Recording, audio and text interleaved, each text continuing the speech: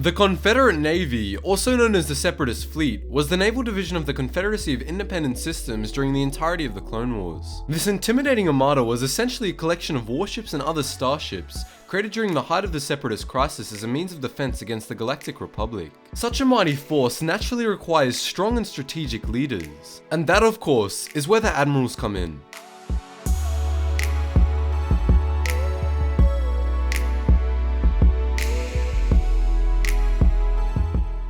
Although not much is known about our first Admiral, the human male known as Kurs was a respected Confederate naval officer who served throughout the majority of the Clone Wars. He was the commanding officer of the warship named the Star Crusher, and with it, became a well-known adversary to the Republic. When the Jedi Order in 21 BBY sent a strike team to infiltrate and destroy the Star Crusher, the Separatist Admiral anticipated their actions and prepared a trap. As part of his plan, the strike team boarded a fake ship that was set to fly into a star after the Admirals' escape, which would thus kill all on board.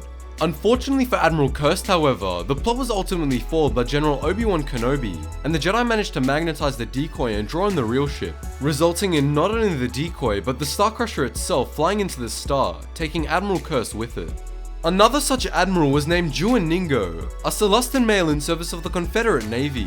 Approximately 2 years into the Clone Wars, he took command of the Bulwark Fleet, a fleet that consisted of several Bulwark Mark I warships. In one audacious and daring assault, after infiltrating deep into Republic space and breaking a blockade over Coruscant, Ingo wiped out many Republic outposts in Sector 0 of the planet and became a huge thorn in the Republic's side. His eventual goal was to continue to wreak havoc on Coruscant, but the Republic took drastic measures in order to stop this from happening. The Republic thus authorized the launch of the new Victory-class Star Destroyers a whole 6 months before their scheduled introduction, just to put an end to the Admiral's devastating campaign. Captains Jan Dodner and Terranald Screed took control of the two task forces that compromised the Republic's Victory fleet. They engaged Ingo in several battles throughout the Galactic Core, the final confrontation being above Anaxis, where the Admiral's flagship was disintegrated, killing Jun Ingo in the process. Originally a financier and munalist, Tonith entered military service as a Confederate admiral, leading the Separatist forces in several offensives throughout the Galactic Core. His forces were quick to overwhelm the local defenses, and Tonith was successful in capturing the planet of Prey Sitlan, which remained in Separatist hands until a Republic counterattack, led by Generals Anakin Skywalker and Naja Halcyon, was orchestrated in order to change that. Although the first phase of the offensive caused severe casualties to the Admiral's forces, he was nevertheless successful in repelling the Republic counterattack. With that said, although Kurs was a competent strategist and tactician, his one fatal flaw was his overconfidence, and in a suicidal mission embarked by none other than Anakin Skywalker to save the hostages on Kurs' ship, the Separatist admiral was ultimately captured, and the hostages on his ship saved from death.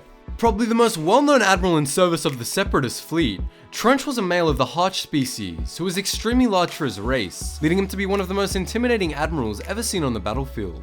Years after his supposed downfall over the Battle of Malastare Narrows, he somehow resurfaced during the Clone Wars as a key member of the Separatist Navy. He oversaw the Confederate blockade on Christosis from his dreadnought the Invincible, which brought him into conflict with Jedi Generals Obi-Wan Kenobi and Anakin Skywalker, along with his old foe, Wolf Yularen.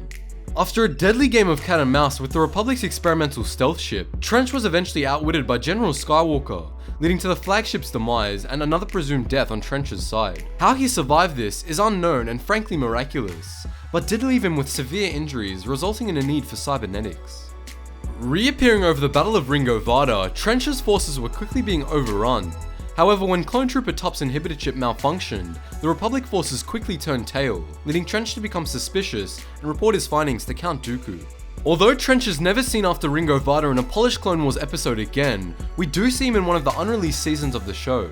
In these unreleased episodes, we see Trench in yet another campaign where he spends weeks besieging the Republic's shipyards at Anaxis, exploiting the Techno-Union's secret access to a Republic strategy algorithm held by Clone Trooper Echo. Even as the battle began to turn against Trench, the Admiral remained intent on annihilating the Republic forces. When he activated a bomb under the assembly complex of the shipyard, Anakin Skywalker infiltrated his flagship and forced the Admiral to divulge the disarming sequence. Remaining resolute and stubborn, Trench didn't cave in, and Anakin Skywalker eventually lost patience and killed the Admiral by driving a lightsaber through his chest. So out of all these Separatist naval admirals, which one do you think you'd be most fearful to face in the midst of battle? Which one would you want to serve under? Let me know below. Don't forget to join the wider intergalactic community on our website, Discord and Instagram. And as always, thanks for watching, and I'll see you in the next video.